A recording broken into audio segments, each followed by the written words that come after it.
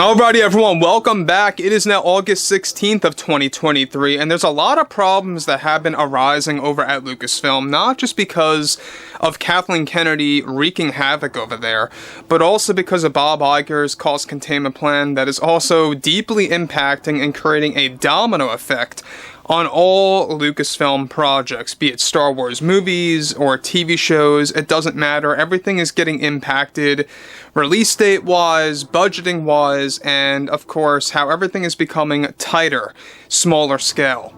This is Mike Zero. Subscribe if you're new and like this video to see future updates. I'm also on Twitter at Mike01. I thank you also very much for the great and kind support.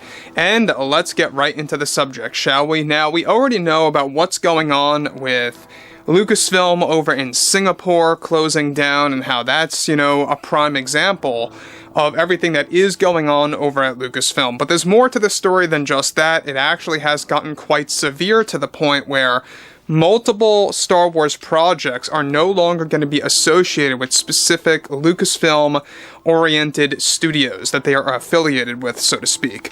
Now, we already know that budgeting limitations are taking a toll on Lucasfilm per Disney. We already know that Lucasfilm lost over $1 billion over the course of a very long time now between box office failures like Indiana Jones 5, Solo: A Star Wars Story, and even how some of the latest Star Wars shows have led to Disney Plus subscribers leaving and not returning. That, of course, ranges anywhere from Boba Fett to Kenobi to the latest Mandalorian Season 3, right? That ended back in late April.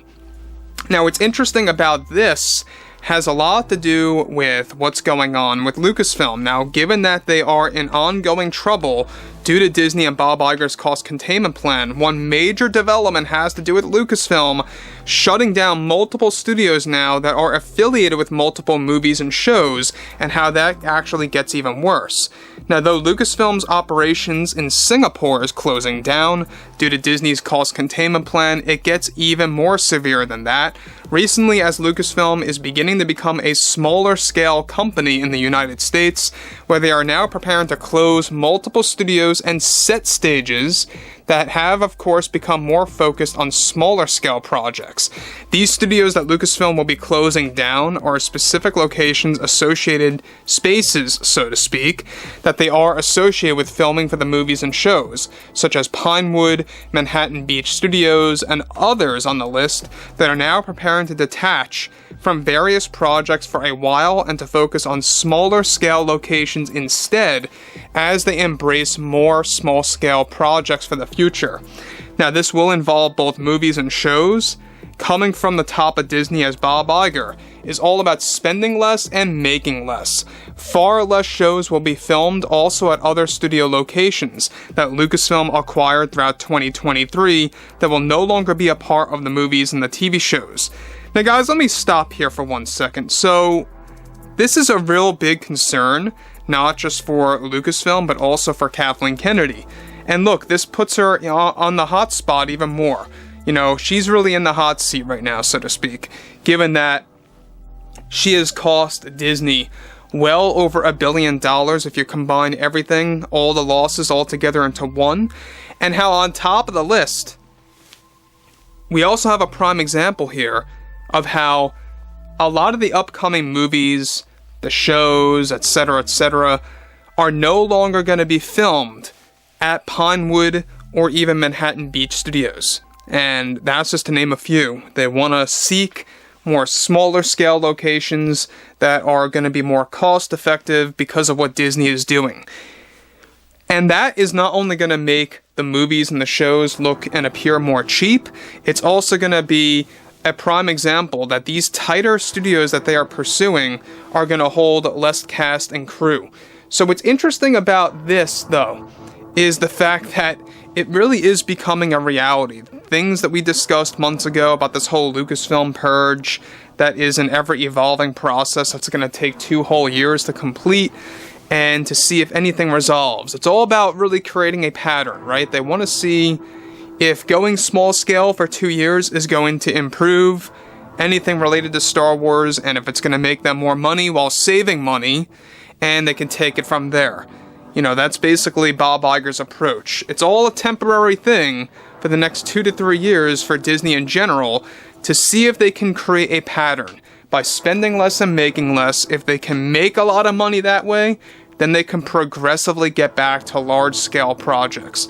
I don't see that happening within 2 to 3 years, to be honest with you guys, unless they really have quite a number of major hits in a row on a consistent basis that are not only successful, financially speaking, but also from fan feedback. That's also very important. So this is where it gets even more involved. Let's continue.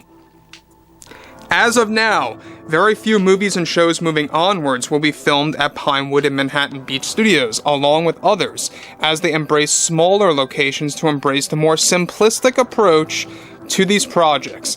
As of now, shows like Mando Season 4 will no longer be filming at Pinewood, and even the Rey movie will also not be filmed at Pinewood Studios and Manhattan Beach Studios. This is all to tighten spending as budgeting limitations are making their way to Lucasfilm from Disney. Something that has been causing issues for Jon Favreau and Dave Filoni to actually chase their dreams. Now for the future shows. Certain Lucasfilm set stages will also be shutting down and closing permanently. Now, here's the concern for Jon Favreau and Dave Filoni, is that specifically they wanted to really go all in and go all out on all of their shows by just doing the impossible and really achieving top-notch quality content. Obviously, when you're so tightened with budgeting right now, you really can't do that. So they're going to have to find a way to evolve and to roll with the punches and to kind of dial things down a notch and embrace something new. That's why I keep saying, I heavily do believe that Lucasfilm is in trouble. Not just because of what the cost containment plan is all about, but also because of the fact that Kathleen Kennedy has cost them well over $1 billion, all of the losses combined. It goes to show you that the leadership there is so incompetent. It's not just Kathleen Kennedy, it's the vice president also over there. She's really just out of touch with reality as well, let's be honest. But when we look at Bob Iger and the board, and if you really want to get down to the specifics, Vanguard and BlackRock as the top 2 shareholders, I mean, it's all these people that are contributing to this mess. This could easily be reversed if they just focused on quality content and not hiring people that attack fans and attack their, customers and stuff like that. They would be golden, but they're not going to approach that. They actually like quite going into the reverse way. So, interestingly enough, Lucasfilm is driving itself into the ground, not because of what's going on with Bob Iger specifically, but also because of people like Leslie Headland getting hired there and doing what she's doing with The Acolyte and purposely destroying George Lucas's philosophy. That's another thing that we have to talk about a little bit later in the week.